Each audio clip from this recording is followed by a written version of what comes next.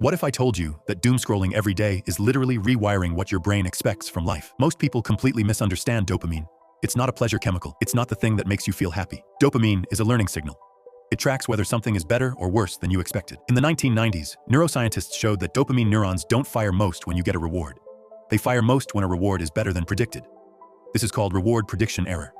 If something is better than expected, dopamine spikes. If it's exactly as expected, barely any change. If it's worse than expected, dopamine dips. That signal teaches your brain what to repeat. Now think about doom scrolling. Platforms like TikTok, Instagram, and YouTube are not random content machines.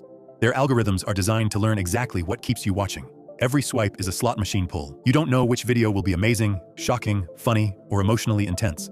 That unpredictability is critical. Your dopamine system loves unpredictable rewards. In behavioral psychology, this is called variable ratio reinforcement. The same schedule that makes gambling addictive. The uncertainty itself is what keeps you hooked. So what happens if you do this every day? Day 1, nothing dramatic. You open the app. It's novel. Your midbrain, especially the ventral tegmental area, sends dopamine signals to the nucleus accumbens, part of your reward system. Small bursts, nothing extreme, just learning. But after a few weeks, something shifts. Dopamine doesn't just respond to the reward anymore.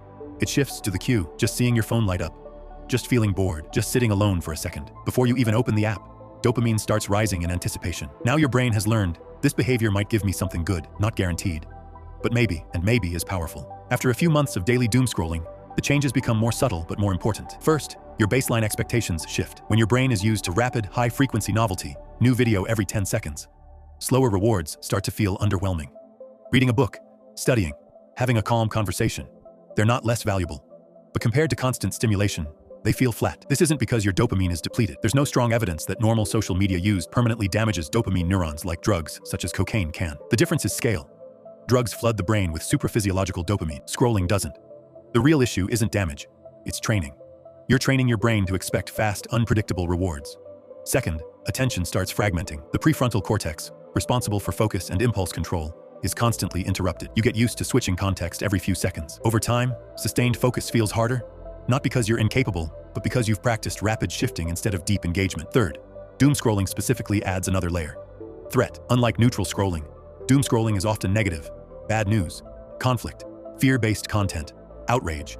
Threat-related information activates stress systems alongside dopamine circuits. Stress and dopamine interact in powerful ways. When you feel uneasy or anxious, you're more likely to check again, looking for resolution, reassurance, or distraction. So the loop becomes, see something negative, feel tension, scroll for relief, occasionally find something rewarding. Dopamine reinforces the behavior. Repeat. It becomes self-maintaining. Now here's the key point. Dopamine's real job isn't pleasure. It's motivation. It teaches your brain what is worth pursuing. If, every day, the most reliable source of unpredictable reward in your environment is your phone, your brain will prioritize it. Not because you're weak, not because you lack discipline, but because your reinforcement system is doing exactly what it evolved to do. Over years, this doesn't fry your brain, but it can strengthen habit circuits in the dorsal striatum, the same systems involved in compulsive behaviors. You may notice you reach for your phone automatically. You may feel restless in quiet moments. You may struggle more with delayed gratification. The good news is that the same plasticity that allowed this learning also allows reversal. If you reduce constant stimulation, turn off notifications, introduce friction, batch your scrolling instead of grazing all day, your baseline expectations gradually recalibrate. Boredom becomes less intense. Slower rewards start feeling meaningful again. Focus improves because you're retraining sustained attention. This isn't about quitting technology forever. It's about understanding what you're training. Dopamine doesn't care whether the reward is meaningful or trivial. It only cares whether it's better than expected. So the real question isn't, is doom scrolling bad? It's this. What am I teaching my brain to want? Because whatever behavior consistently delivers unpredictable reward is the behavior your dopamine system will fight to repeat. Subscribe for more neuroscience-based videos weekly.